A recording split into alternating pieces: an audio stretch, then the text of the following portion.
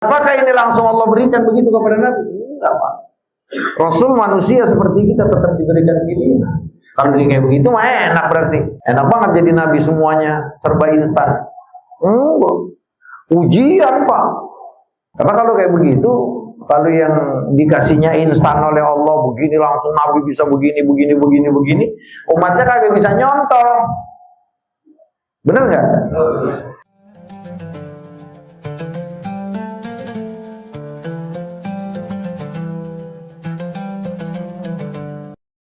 Bismillahirrahmanirrahim. Al-Fatihah ila hadratin Nabi Muhammadin sallallahu alaihi wa ala alihi wa ashabihi wa man tabi'ahum ala nahjihi ila yaumil qiyamah.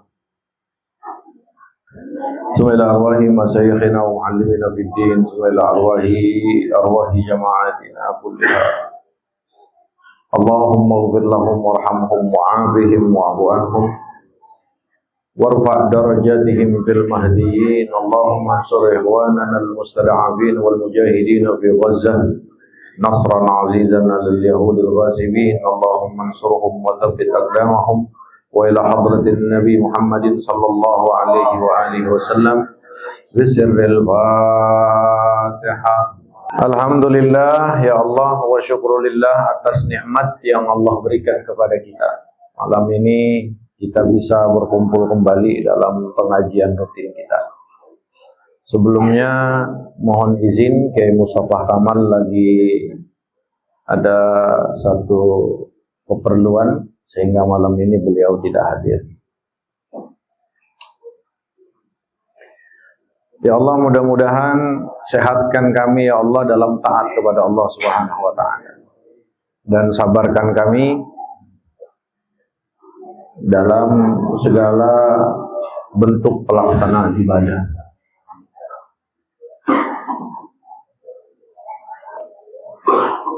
Kenapa kita perlu minta sabar dalam melaksanakan ibadah? Karena kita ini bapak-bapak, ibu-ibu termasuk yang belum sabar saat ngelaksanain ibadah. Contohnya sholat.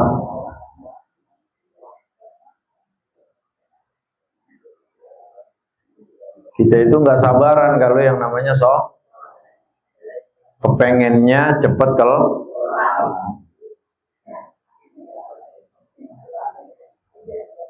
bermakmumnya juga kalau bisa imamnya yang rada cepet. Kalau lama dikit kita gedek. Itu tanda alamat bahwa kita ini belum sabar dalam melaksanakan. Maka Sayyidina Abdullah bin Abbas radhiyallahu taala anhuma, fa inna sabra ala salasati aqsamin. Sabar itu ada 3 bagian. Sabrun fil ta'ah, ay fil ibadah. Sabar dalam ketaatan.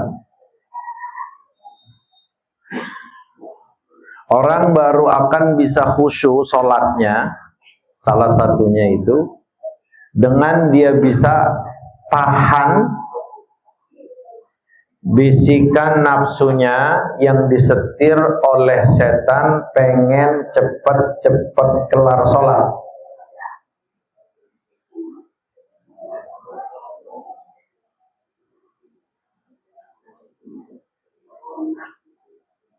Nggak bakal bisa khusyuk kalau yang bermain dalam sholat kita itu masih nafsu.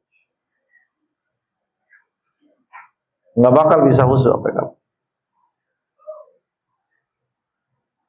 Sementara bapak-bapak, ibu-ibu, penilaian sholat itu dalam satu riwayat yang sahih dari Nabi kita tergantung khusyuknya.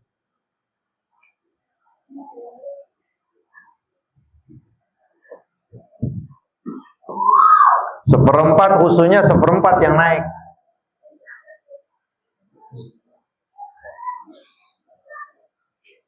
%50 khusyuknya ya 50. Full dia bisa khusyuk dari takbiratul ihram sampai salam ya 100% sholatnya naik. Wa 'alal aksi, berarti sebaliknya, kalau dari mulai takbiratul ihram sampai salam nggak ada khusyuk, maka na'udzubillah salat kita bisa ditolak oleh Allah. Dan ini sebenarnya Allah sudah kasih isyarat. Kita salat nggak pernah kita tinggal, salat kita selalu laksanain, tapi pengaruhnya buat keseharian kita itu ada, tapi hampir nggak ada. Ada sedikit sih bang. Salatnya rajin, tapi beraninya ngelakuin yang haram, itu luar biasa. Ini kan kayak tabrakan. Sementara inna salata tanha anil fahsya'i wal munkar. Salat itu mencegah dari yang munkar, dari yang keji. Bohong saja itu perbuatan munkar. Nah itu yang tukang bohong, yang rajin sholat, yang gak pernah ninggalin sholat. Berarti salahnya di mana? Salahnya di sholat yang kita lakukan. Salahnya di mana? Salahnya sholat itu nggak diterima sama Allah. Kenapa bisa nggak diterima? Karena khusyuknya enggak. Nah maka bapak-bapak, ibu-ibu, inilah pentingnya kita sabarin sedikit dalam sholat. Makanya Imam Nawawi dalam Al-Majmu' izabtuliya bil waswas, apabila dia terkena waswas kalau mau sholat dan dia kepengen berlindung dari yang tidak baik, gangguan setan, itu sebelum sholat fata'awaz billah, dia bilang atau dia baca a'udzubillahi minasyaitonir rajim. Maka banyak orang-orang tua kita dulu tuh kalau mau sholat, mau imam, mau makmum pasti a'udzubillahi minasyaitonir rajim. Ini untuk level kita sebenarnya harus sudah wajib baca a'udzubillah. Karena memang sholat kita nafsu yang kita ikutin. Nah kenapa diperintahkan kita berlindung? Karena sholat ini adalah salah satu rukunnya, salah satu ya yang penting adalah al-qiraah, baca Fatihah ataupun surat. Yang kedua, sholat ini punya setan khusus yang mengganggu, namanya hunzum. Itu setan khusus. Dia kerjaannya itu ngelupain yang kita ingat, ngingetin yang kita lupa. Makanya banyak di antara kita kalau sembahyang itu Allahu Akbar, khusyuk di situ. Mulai saja imam baca Alhamdulillahi Rabbil Alamin, udah mulai ngacelak kita, udah mulai pikiran kabur. Karena memang kabur begitu, mulailah nafsu kita ini bermain. Yang enak mah ini cepat kelar sholat. Nafsu timbang begitu, sama setan langsung disetir. Ini imamnya sih kelamaan ini. Udah. Akhirnya tuh imam nggak salah, kagak dosa tuh imam. Tuh imam kagak salah, kagak dosa, tapi digerutuin. Sepanjang sholat kita tuh kita gedeg aja sama imam. Nah maka bagaimana sholat kita mau diterima? Udah khusyuk kagak sama imam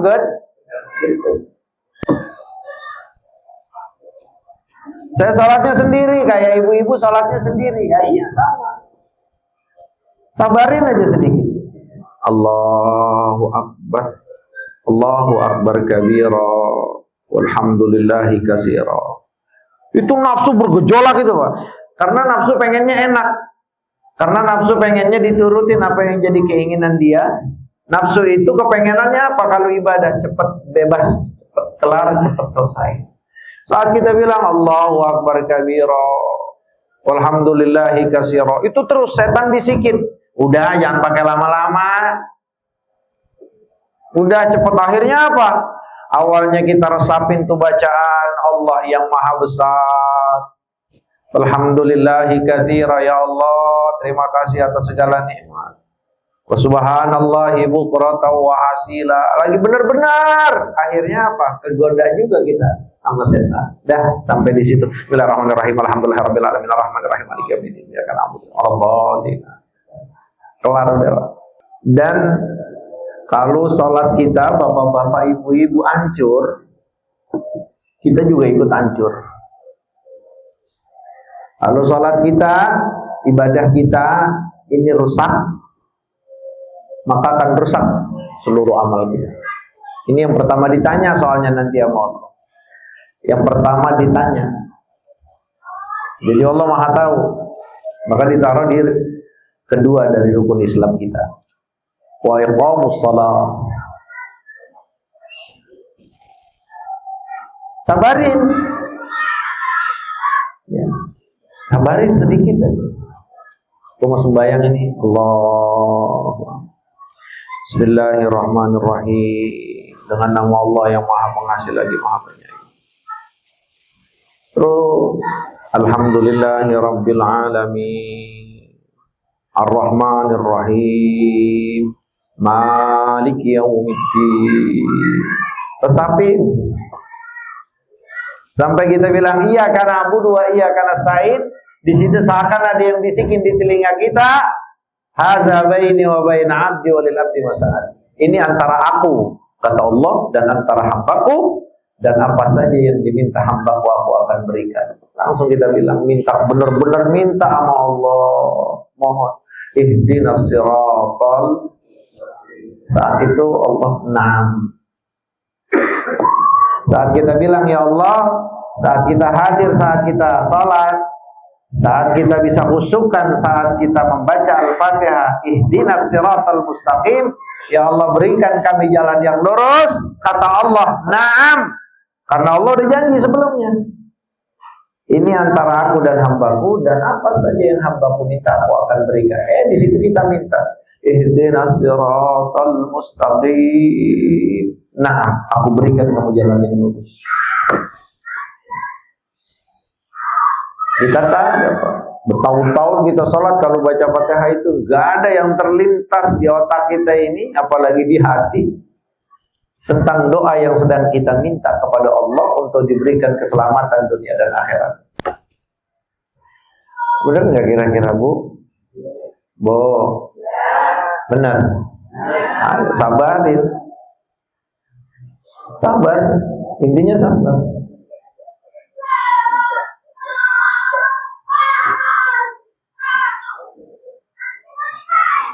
Makanya kata Nabi, al-ajala minasyaitan. Sallallahu alaihi wa ala alihi wasallam.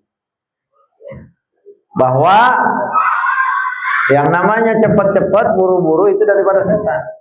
Nah, ini termasuk salah satunya dalam urusan sholat.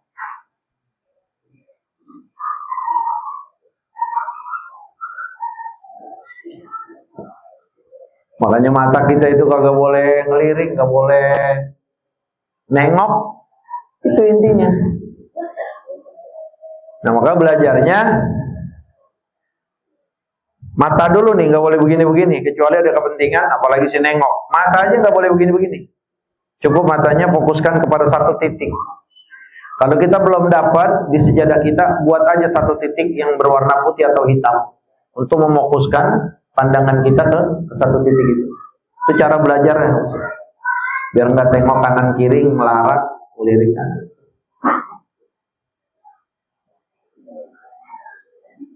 Itu kalau kita lagi sholat, Allah di hadapan kita, ibu bapak. Makanya kata Rasulullah, jangan nengok. Kalau kamu nengok, kelar sudah, Allah akan pergi dari kamu. Jadi kita mulai Allahu Akbar itu bapak-bapak, imam kah, makmum kah, ibu-ibu kah, sholat sendiri kah, asal mulai Allahu Akbar, itu memang Allah ada di hadapan kita, siap menjawab apa yang kita minta, siap menerima apa yang kita puja, siap menilai apa yang kita puji, siap mendengar apa saja yang kita muliakan Allah kita. Makanya kan dalam satu riwayat yang sahih dari Nabi kita sallallahu alaihi wa ala alihi wasahbihi, kalau kita baca alhamdulillahi rabbil alamin hamadani abdi, hamidani abdi, hambaku telah memuji aku. Allah Pak yang bilang langsung. Jadi bapak-bapak, ibu-ibu itu kalau bilang alhamdulillahi rabbil alamin dihusuin, ya, itu Allah bilang, ya Allah, hambaku lagi muji aku. Ar-Rahmanir Rahim, ya Allah, hambaku lagi memberikan pujian sanjungan kepada Maliki Yaumiddin, majadani abdi, hambaku telah mengagungkan aku. Begitu terus Pak, nunduk matanya ke sono, jangan dangak begini. Siapapun di antara kalian, kata Nabi, yang salatnya dangak ke atas, maka akan disambut geledek.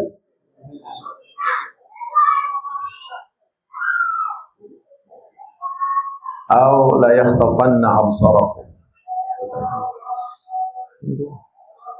Makanya udah muji Allah, udah nyanjung Allah, udah muliakan Allah. Iyyaka na'budu wa iyyaka nasta'in. Kita janji hanya kepada Engkau kami menyembah, ya Allah. Hanya kepada Engkau kami minta tolong. Iya kata Allah. Gue dengar. Apa permohonan lu? Ihdinas siratal. Udah Pak. Kalau kata Allah, iya, aku kasih kamu jalan yang lurus. Fala mudhillalah. Mayyahdihillahu fala mudhillalah. Yang Allah sudah kasih hidayah, tidak ada satu makhluk pun yang bisa menyesatkan. Wa may yudlil fala hadiyalah. Dan yang sudah disesatkan Allah tidak akan dapat hidayah.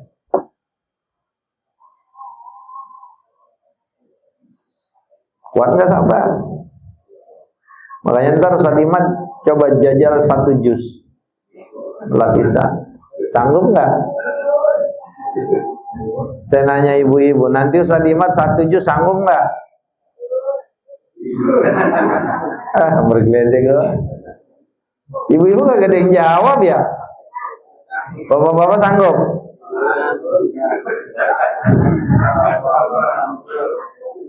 Iya, ini Pak yang jawab Pak. Padahal pertanyaannya baik Pak, yang nanya guru lagi.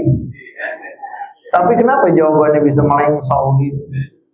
Karena maksud kita itu, lah gue lama-lama belum makan, gue mau pulang, gue mau buru-buru, belum pembukaan, udah pasti begitu.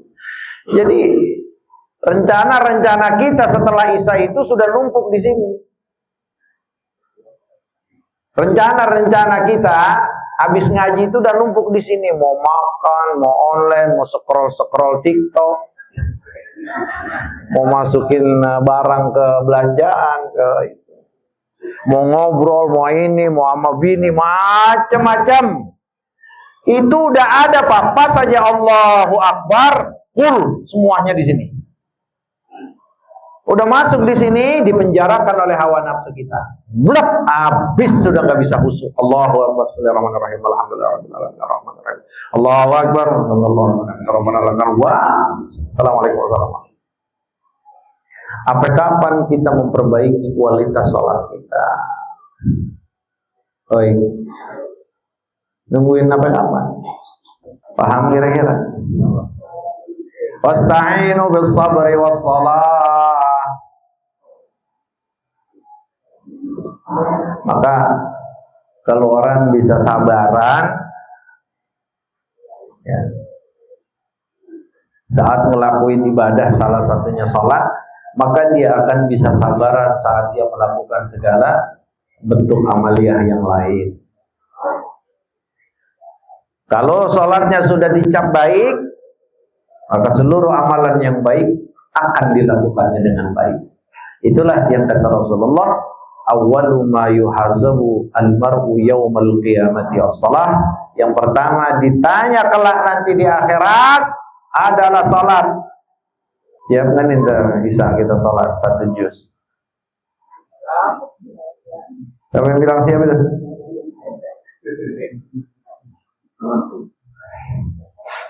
Ayo. Nih, ayo. Lalu ntar aja nunggu. Innallaha la yughayyiru ma biqaumin hatta yughayyiru ma bi anfusihim. Urusan ini Pak nggak bisa kita nunggu. Ntar aja dah sampai Allah rubah, nggak bisa. Innallaha la yughayyiru, Allah nggak akan berubah sampai kita yang berubah. Mananya apa? Kita diminta oleh Allah untuk berusaha sekuat mungkin untuk merubah diri kita, untuk memperbaiki dari yang belum baik kepada yang baik. Itu semua dikembalikan kepada diri kita. Rubah kesukaan-kesukaan kita pada dunia agar kesukaan kita itu pada ibadah. Ayo kembalikan. Nah, kalau kita mau berubah, ya kita harus berubah. Rubah.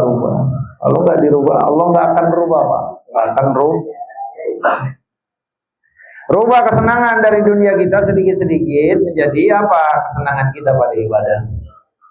Jadi Rasulullah SAW itu bengkak dalam melaksanakan sholat sunnah yang wajib secara hukum untuk Nabi. Itu karena Nabi bukan sengaja, Pak. Bukan banyak juga rakaatnya, enggak. 13 Rasulullah itu sholat sunnah malam. Di Ramadan atau di luar Ramadan. Baik di Ramadan ataupun di luar Ramadan. Nabi itu kalau sholat malam 13 rakaat. Enggak kali 1000, enggak. 13. Cuman kenapa bisa bengkak? Dan Nabi bengkaknya nggak sadar. Itu komentarnya ibu kita Sayyidah Aisyah radhiyallahu taala anha. Loh, apa bengkak ya Rasulullah baru sadar kelar sholat lah. Iya ini bengkak. Udah Pak Nabi jangan apa kayak gitu. Saat bengkaknya kan Nabi nggak sadar, sakitnya nggak sadar. Apa begitu nikmatnya? Kenapa bisa nikmat? Karena Allah Subhanahu wa taala sudah berikan kesenangan Nabi itu pada ibadah. Dan apakah ini langsung Allah berikan begitu kepada Nabi? Enggak, Pak.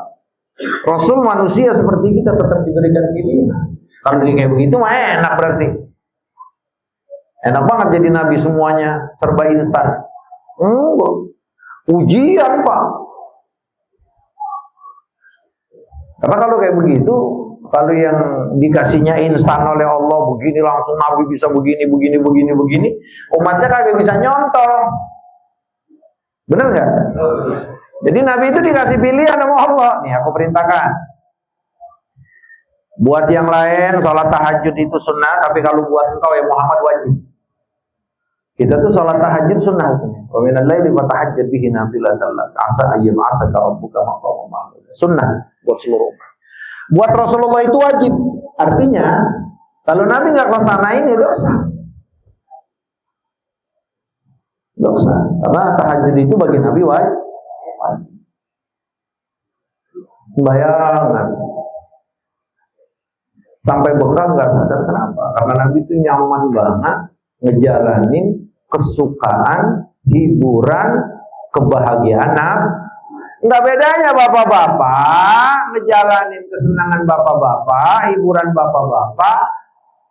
Apa diantuk kala jengking tuh kaki kagak berasa. Sadarnya pas di WhatsApp sama bini. Lah iya ya. Udah 3 jam baba lu mancing kagak sadar lah. Gue pikir baru 5 menit. Kenapa bisa seperti itu? Karena suka Pak. Karena senang. Bapak-bapak nih yang udah aki-aki nih ya. Ustaz Masim, terus Bang Wahab, Ustaz Jawa, zaman dulu ngelancong begitu kan. Walaupun ngelancongnya dihalangin sama pagar juga. Perempuannya di dalam rumah, kita di luar. Ya elah 3 jam betah. Udah hal kaki, udah segala semut, nyamuk. Berasa nggak? Nggak berasa. Kenapa? Karena yang lagi kita jalanin senang, kita jalanin nikmat, happy. Bisa nggak kita mulai belajar dan terus bersungguh-sungguh untuk menjadikan ibadah itu adalah sebagai tempat nikmat dan nyaman kita, sehingga kita bisa berlama-lama dan betah dalam ibadah. Nah, itu PR Pak buat pribadi Turmuzi Abdul Jalil dan buat kita semua. Maka mulainya Pak, mulai bener. Allahu Akbar. Allahu Akbar kabiro. Ustaz saya kalau melek udah nggak bisa khusyuk aja. Kalau melek udah nggak bisa khusyuk aja, kemana aja mata. Padahal handphone saya udah taruh depan muka. Takut bini ambil. Matiin. Kalau yang nih kayak bapak-bapak rada bangor, itu kalau sembahyang handphone matiin. Matiin, kantongin. Ini pakai diaktifin, ditaruh depan begitu biar ada yang WhatsApp kelihatan. Tahu-tahu pas kita lagi sujud diambil sama bini.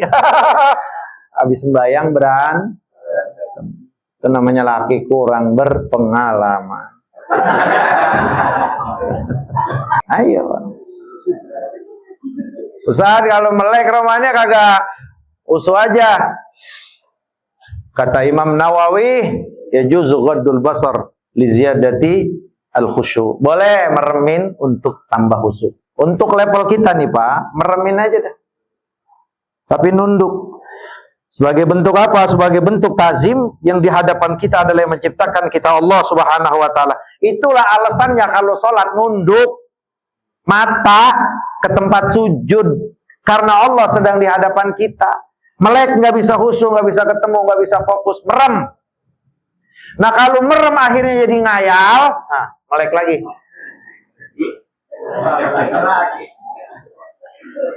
Tapi orang ada yang merem, ini kasusnya sholat jamaah, merem tidur. Lah imam udah 1 rakaat dia baru sadar ngikut ruku. Ada yang begitu.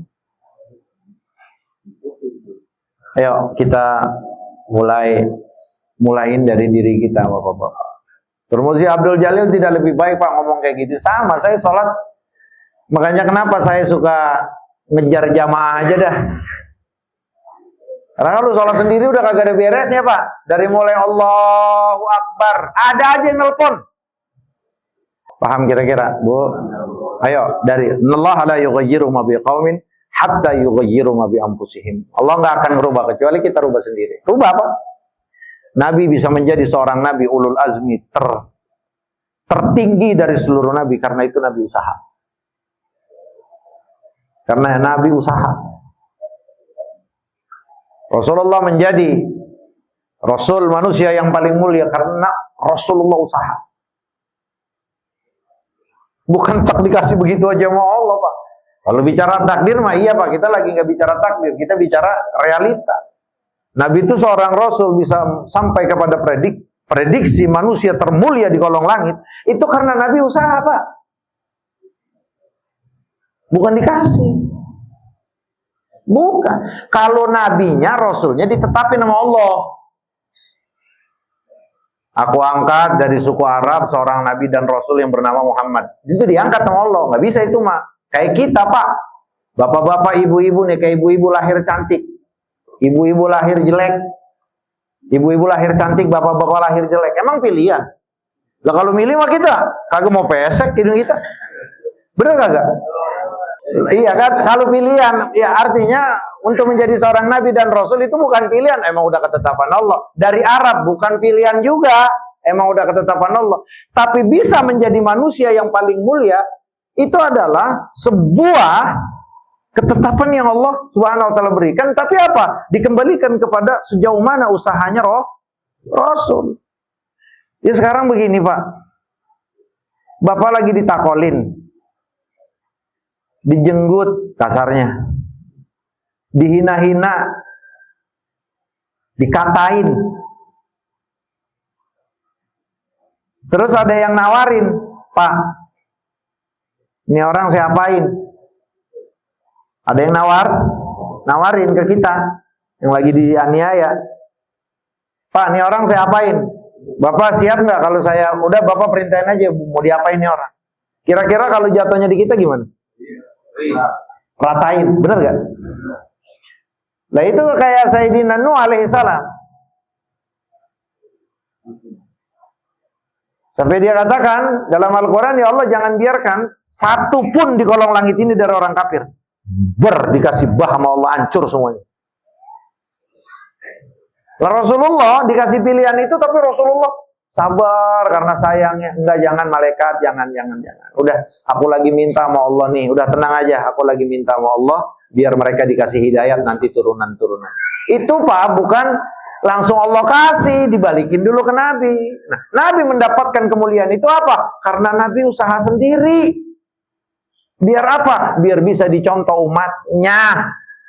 Ya kalau insan begitu aja dikasih sama Allah, kita bisa ya? Nggak bisa lah nyontoh Nabi. Nggak bisa bagaimana nyontoh Nabi. Laqad kana lakum fi rasul. Nggak bisa. Nabi itu semuanya usaha, Pak. Ya.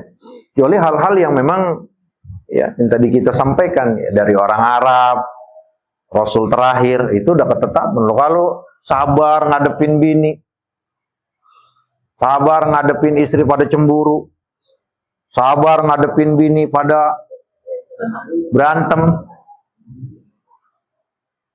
Ya kayak saya kan dikasih pilihan nih Pak. Dikasih pilih. Kita bapak semuanya ibu-ibu itu dikasih pilihan. Ya kia, ada yang nyakitin, ada yang ngapain begini-begini. Dikasih pilihan.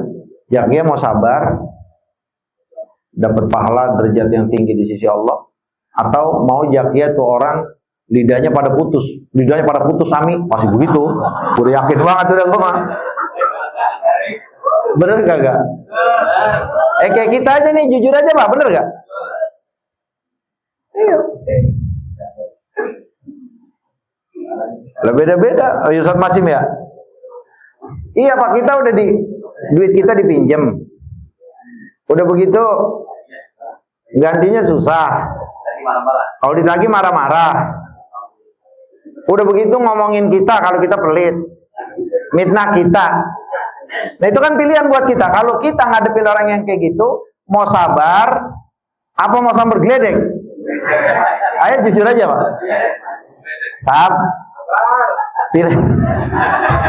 Di situ aja kita udah nggak milih Pak. Pasti milihnya sambil geledek tuh orang. Pokoknya gua sampai akhirat gua tuntut, pasti begitu Pak. Bener gak? Nah makanya Nabi itu diturunkan oleh Allah, dikasih ujian oleh Allah kepada Rasul, kemudian Rasulullah bisa menentukan pilihannya dengan baik dan menjadi ridha Allah, itu buat contoh kepada kita. Ya Allah nih orang udah ngutang sama gua, selama ini gua baik, terus ngatain gua, mitnah gua, marah-marah seakan-akan dia yang benar, di mana-mana dia cerita seakan-akan dia dizolimi, gitu kan? Nah, itu pilihannya apa? Lah kalau dua, sabar sama sambar gled. Mana bapak-bapak pilih? Enggak ada yang sabar. Mau sambar geledek. Ah itulah kita, Pak. Artinya pilihan ini semuanya dikasih ke kita.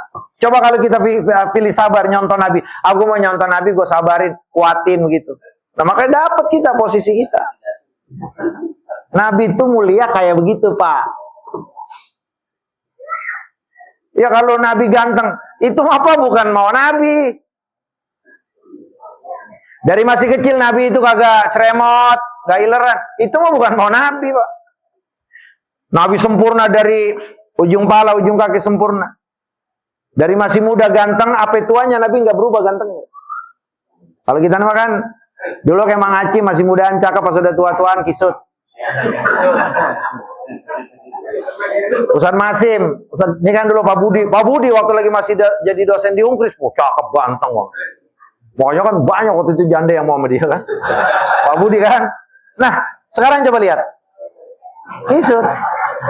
Kalau Nabi Pak, dari mulai jadi Nabi, dari usia 25 lah, mulai nikah dengan Sayyidah Khadijah.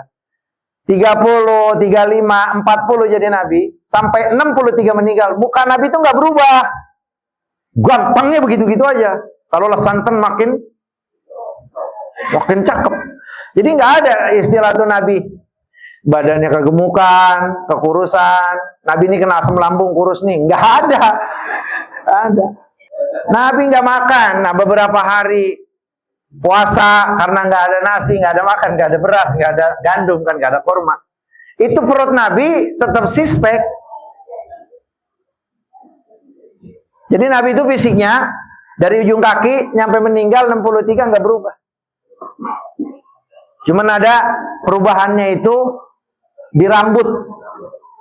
Rambutnya itu hanya kurang dari 20 uban seluruh rambut yang ada di Nabi. Berarti palanya masih full hitam. Jenggotnya masih hitam. Kurang lebih dari 20 uban. Apakah itu ikhtiar Nabi? Enggak Pak, itu pilihan, gak bisa kita. Makanya kalau ngomongin Nabi ganteng banget. Itu bang kita bisa. Allahumma sholli ala Muhammad. Nggak bisa kita jadi ganteng gitu kayak Nabi. Ya. Dari mana orang dari Indonesia? Alisnya begitu, Nabi ganteng. Bibirnya mulia, matanya, semuanya. Itu mah udah dari sono. Tapi kalau bagaimana Nabi menghadapi istrinya yang lagi cemburu, itu mah sendiri, Pak. Bagaimana Nabi bisa bengkak, itu sendiri, Pak. Bagaimana Nabi bisa menginfakkan hartanya seluruhnya, itu sendiri, Pak. Kenapa? Ini sebuah syariat yang kelak nanti Allah tetapkan sebagai suri teladan buat umat. Ya. Makanya saya tanya, bapak-bapak punya bini, udah ngurusin kagak, ambeknya banyak, ngabisin duit, mulutnya rewel. Pilih, Pak. Ketiban pohon bacang apa sabar? Ayo Pak, jujur. Ini pilihan, bener gak? Oi, tuh bini ketiban sumpahin biar ketiban pohon bacang, kalau nggak ketiban nangka, atau sabar? Mas Karmin udah pasrah banget.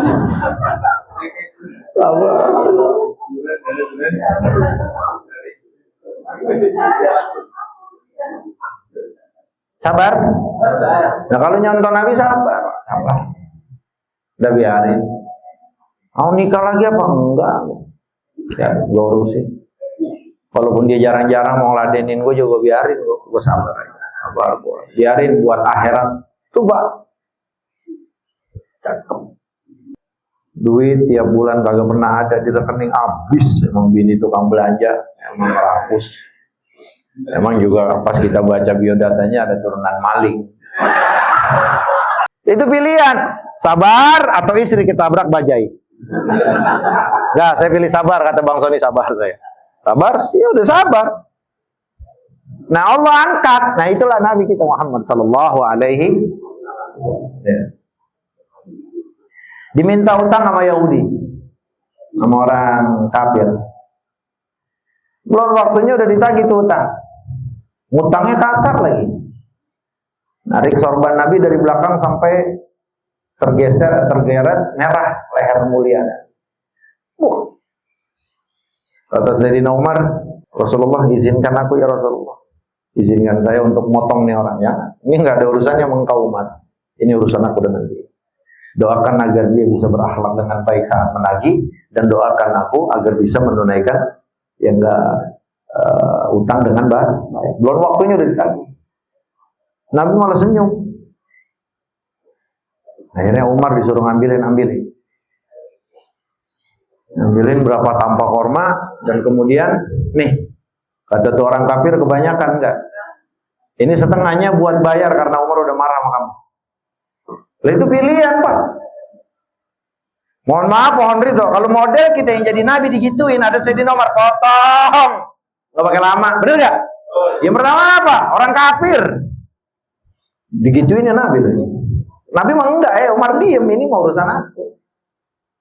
Maka itu orang kafir dalam satu riwayat yang sahih, inilah terakhir yang membuat keyakinan aku semakin sempurna bahwa kau adalah seorang nabi yang Allah utus di akhir zaman ini. Asyhadu an la ilaha illallah wa asyhadu annaka Muhammadar Rasulullah.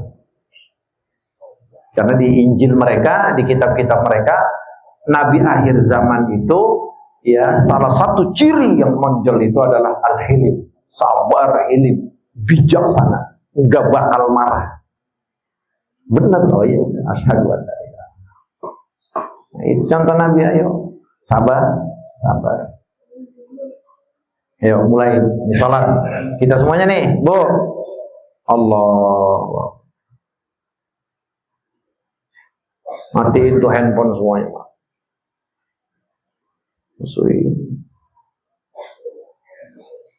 Jangan sholat kalah sama sinetron, kalah sama paham kira-kira? Ayo silakan yang mau bertanya. Hah? Paham? Fahal yajuzu salat bi qira'atil Quran imma yadan au manzuran. Boleh nggak kita kalau sholat baca Al-Quran? Baik kita pegang Qurannya atau kita lihat.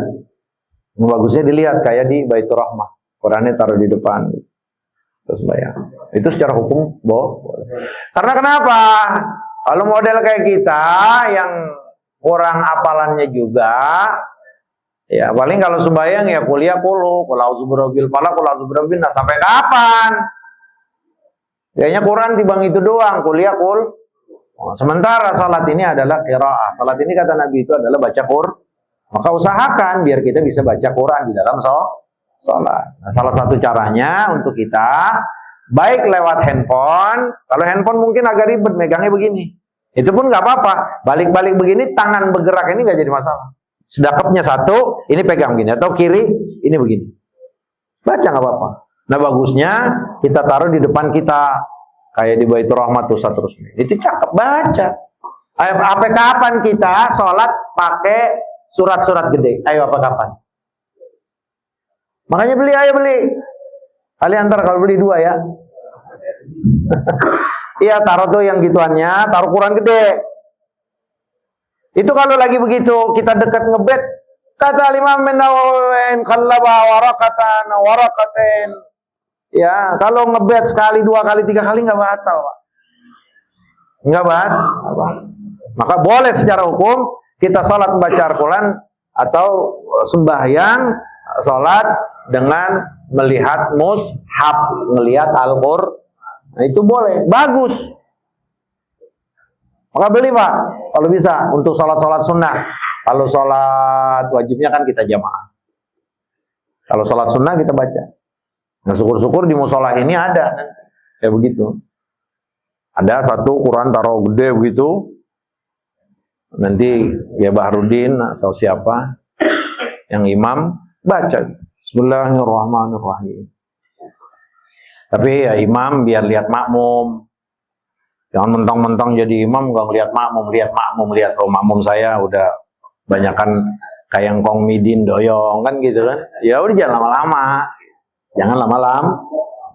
Subhanakallahumma wa bihamdika asyhadu an la ilaha illa anta astaghfiruka wa atubu ilaik. Wa sallallahu ala sayyidina Muhammadin wa ala alihi wa sahbihi wasallam. Alhamdulillahi rabbil alamin. Wa sallallahu ala Muhammad sallallahu alaihi wasallam. Sallallahu Muhammad sallallahu alaihi